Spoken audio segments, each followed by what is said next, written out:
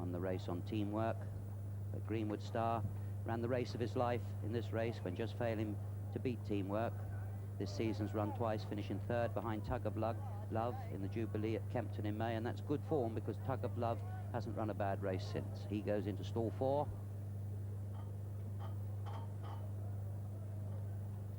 Nine to 1, Greenwood Star from 8. Paterno, Lester Piggott goes into stall 8. I think we'll see Lester somewhere in the action all the way through the race. There's a few more to go. Indian Trail there with Steve Cawthon in the saddle. Fandangle's 6 to 1 favourite. Indian Trail 13 to 2. Suffrage also 13 to 2. Greenwood Star at 9 to 1, and Paterno, and 12 to 1 bar those.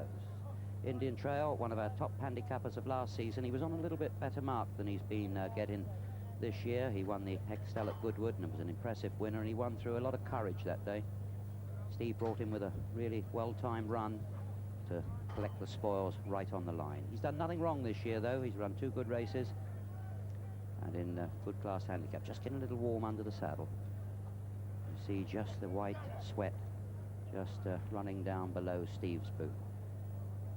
Steve really at the top of his form, and he's got a knack of producing a horse right at the right time. A great judge of pace, because as well as bringing a horse from behind, he can also ride a race from the front. I don't think we'll see Indian Trail too prominent early on, because he's a horse that likes to be switched off early on in his race and then brought with a well-timed run in the last furlong where it matters. I think we're going to find that Indian Trail that can get a little bit upset in the boxes, and this is the reason why the starters left him until last. He'll be going into stall 2. Pretty good draw, that. And there are most of the 20 runners all ready in the stall, waiting for Indian Trail, who'll be going into 2. Let's join Peter. Yes, this looks as though it's going to be it. That's it.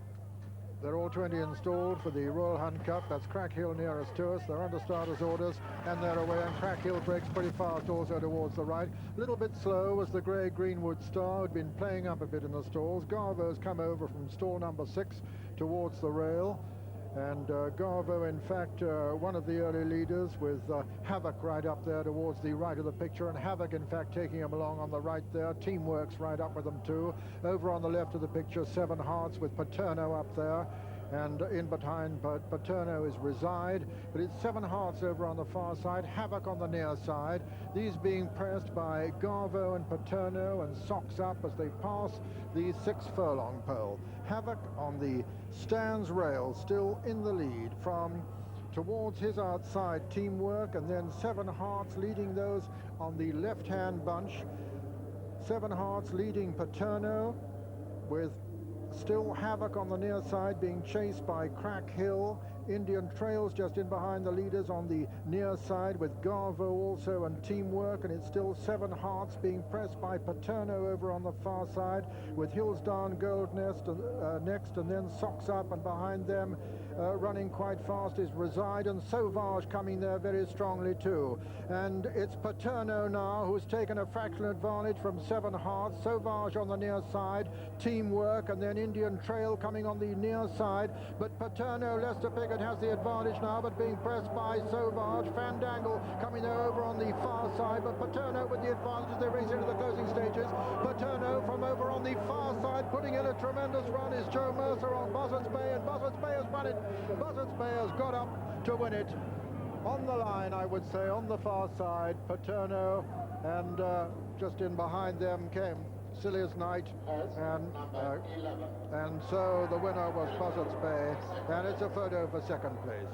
Buzzards Bay got up to win on the far side, a photo for second, third, and